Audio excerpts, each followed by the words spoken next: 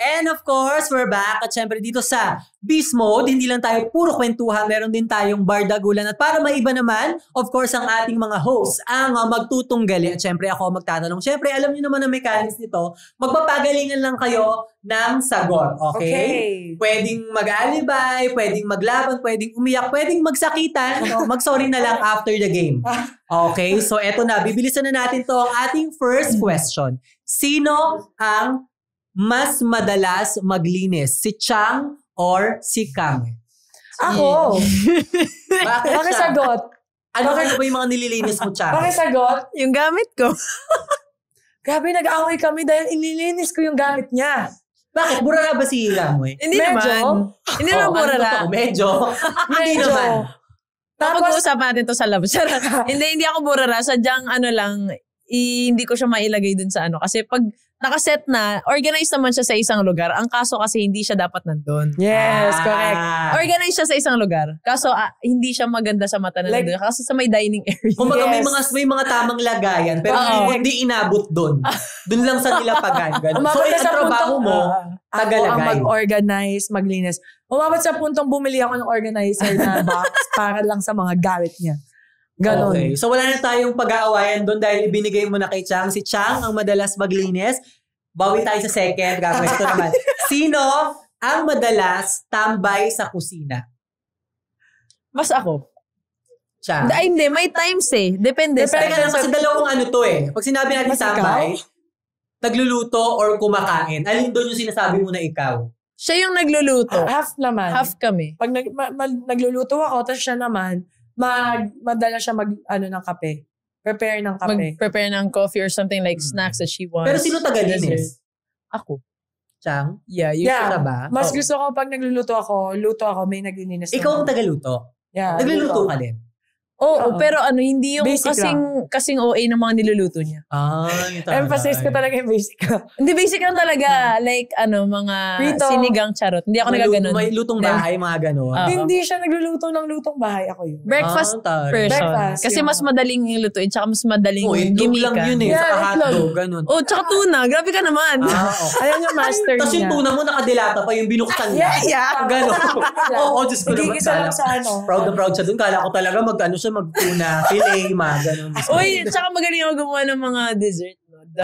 At least kayo? Meron kayong mga kanya-kanyang specialties, ganyan. Sa mga drinks. Pero kasi whenever I'm at the kitchen, whenever I make something, kasabay na yun while cooking, kunyari, syempre, kahit madali niluluto ko, while cooking, naglilinis na ako. Multitask. Yun lang kaya ko i-multitask. Iba hindi na. Okay. So, yun? Equal ba yun? Pag pwede tayo mag-tie. Okay. Ang ating third naman, parang alam ko na sagot dito. Base sa usapan kanina. Sino ang mas mabilis o madali magtampo? Matampuhin. Mga konting bagay. Galingan mo yung sagot. Actually, nabago na. Naikot na ang mundo. Dati ako, ngayon siya na. Talaga ba? Paano pagtatampo? Siya na yung ngayon laging bugnutin. Hindi, bugnutin lang ako pagka recently, pag gutom. Tapos pag meron akong alam mo na, monthly, ganun lang.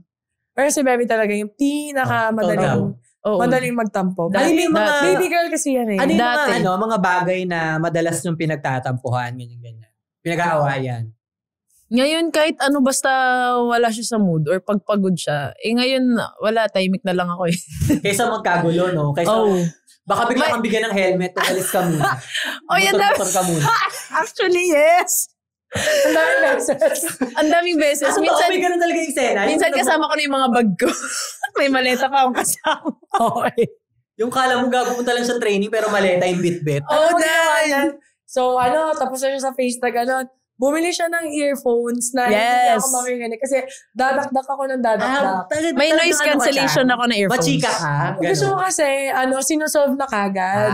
Kailangan mag-usap tayo. Hindi ako kasi kinakausap.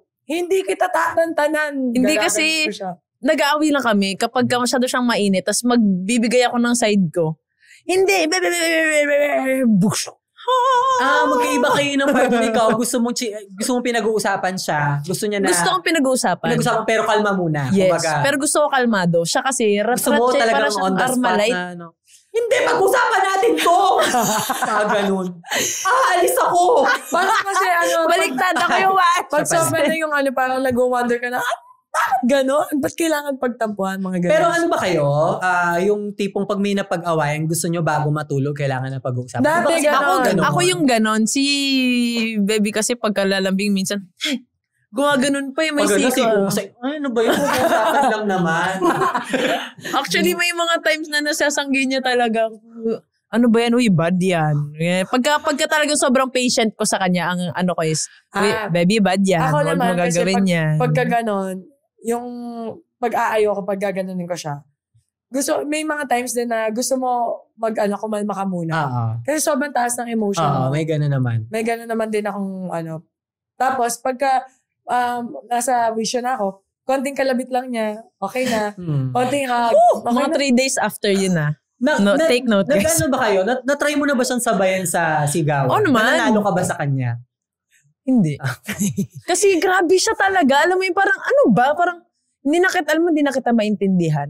Ang ako naman kasi, I'm the type of person na kapag away kami, malala, kahit pag ano ko galit, kahit pa sa tingin ko, mali siya.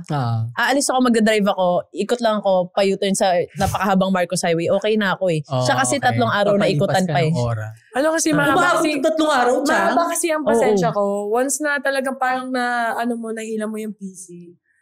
Yun na parang, ewan ko, personality ko na, hindi mo parang doon, ang tagal ko tong parang ang tagal ko tong pinagnilay-nilay yung parang ang tagal kong tinimpi, tapos bigla mo akong tinulak sa edge ko. Kaya parang hiyap sa akin na bumalik ka agad na, okay na tayo kagad. Hindi pa inaayos. Ganun. Parang away after. Okay, ang next naman natin, sino mas madali lambingin? Ako. Yeah, siya yung madaling lambingin. O kasi pag hindi mo ako nalambing, galit na siya ulit. Mababaliktad, siya na yung magagalit. So parang pag nilambing ka niya, wala kang gagawin kundi umuo na lang talaga. Okay na tayo. Parang na-hostage. Magpapalambing ka, hindi. Paano ko maglambing siyang sa kanya? Bibigay lang siyang pagkain. Ako na magsasagot. Luto, mga ganyan. Ko siya. Okay, bibilan ko siya ng damit. Parang matagal na yun. Ma-experience nga ulit. Baka naman. Minsan, ang dami na kasi. Dati kasi wala pa kami masyadong business. So yun, kahit masama yung loob ko, punta talaga ako, mamimili ako po damit niya, pero masama loob ko. Kasi bibigay ko sa kanya. Ang laki lahat. Tapos yun na yun, parang isang way ko na rin na parang peace offering. Ang saya na. Pero at the same time, masama yung loob mo kasi nga, magkaaway kayo. Masarap magtampo pag gano'n kung may damit naman nakapalit. Oo. Parang pwede mong araw-araw. Pero matagal na panahon na yun. Baka naman. Parang... okay. Okay lang kahit mag-away kami. Okay lang doon sa'yo ako Okay lang maglalambing. doon sa'yo ang bibilan niya naman ng damit, yung skin ng hero mo sa mobile games. Hindi naman ikaw daw. Skin naman, yung bibilan mo. Ay, dami niya nabili. Oo. Di na mabibilan. Nasa akin yung limited edition ni V-Wise na black, ano to? Blacklist, yeah, Estes. Masakit pala sa leg tong ganito yung paganong-ganong. Okay, next natin, ito. Sino ang mas galante sa inyong dalawa? Ako. Pwede mo ba i-share sa amin, ano yung pinaka mahal na regalong nabigay mo kay Chang? Pinakamahal siguro yung niya. Yung one-time big time niya ako na dalawa yung pinabili niya sa akin. iPhone tsaka iPad na latest. Talagang grabe yun. Dalawa, Chang? Oo. Magkasunod. Hindi mo pa na-mention na niregaluhan kita ng motor. Ako naman. Bakla. Kinamog ba ako doon? Idol kita si Chang. Helmet pa lang nabigay ko eh. Sa'yo motor. Hindi, si baby kasi, minsan niya lang ako bigyan. Pero kunyari, birthday ko, ganyan. Hirap ako manlambing dyan ng gamit. Oo. Pero pagka binila niya ako, kunyari birthday ko, tapos ito gustong-gusto ko to, 3 months ko nang pinapanood to. Sige, sa birthday mo, bang! May motor na mag-gift kang tao. Oo. Pati yung first kotse niya, siya yun, sa kanya galing yun. Pero binayaran ko. Nagbayad ka doon. Idol kita. Diba? Kinchu lang tayo. Oo nga. At least alam ko na pwede pa rin talagang gawin. Yung first car ko, nagulat ako kasi sabi niya, gusto mo ako muna magbayad, then you can pay me. So I paid her. Okay. Pero meron namang may discounted pa din. Discount. So parang, yung bayad ko. Hindi ko in-expect yung mga gano'n. Grabe pala yung mga bilihan nyo, no? Motor, sasakyan. Ako talaga swear, helmet pa lang nabigay ko. Kaya ngayon alam mo na bakit wala akong mabigay sa kanya. Naubos pala dun sa motor, sa Pero siya kasi, pagka ako binibilang ko siya, madalas, hindi kasing mahal nung isang motor, pero mahal. Siya kasi mga one time, big time na malaki. Ako naman marami. Kunyari, ito, bibilang ko helmet. So magbibilangan tayo ngayon. Yung helmet niya ang mahal! Pakilista. Hindi niya magagamit. Yung ano to? Helmet mo. Minsan kasi kahit pupunta ka dito, suotin mo naman. Makita mo lang niya na hindi, kasi yung kuya ko, malayo yung binabiyahe niya. Hindi niya pa-afford yung helmet na mas safe. So, na-bother ako one time. Sabi ko, papayaram ko muna sa kanya kasi at least ito, mas safe yung maganda yung quality. Pero kukunin ko na, okay? Okay. Parang inaalala niya, so kaya helmet? Gamit pala naman. Kasi yung helmet mo eh. Oo, Diyos ko, nalala ko siya. Okay, next naman natin. Ay, ito parang kanina na pag-usapan na ito pero parang ma-justify lang natin. Sino ang mas masipag mag-workout? Pareho lang eh. Ma-workout kami pareho. Kaya niyo bang lumipas ang isang buong araw na walang workout? Oo naman. Blessing sa inyo yun. Oo, blessing yun. Thank you, Lord. Parang mas gusto pa namin yun na meron kami kahit isang araw na pahinga. Pero kapag umabot na ng 3 days, gano'n. Nawalanap na ng katawan. Oo. Totoo ba yung sinasabi nila minsan na ang taas ko, di ba? Totoo ba nung gano'n? Babangonte. Bakit di? Na parang sa mga atleta, normal daw talaga yung ganyan, yung hinahanap ng katawan. May mga moments sa inyo na pag hindi talaga nakakagalaw, yung parang nangihina kayo, wala lang. Totoo yun. Oo. Nahanap talaga siya, no? Like, kunwari, kahit na maka-absent ka lang na isang araw, hindi mapapakali yung utak mo. Actually, nakakapraning siya. Oo, napapraning ka. Okay lang ba? Hindi ako nag-training. So, parehas kayo doon.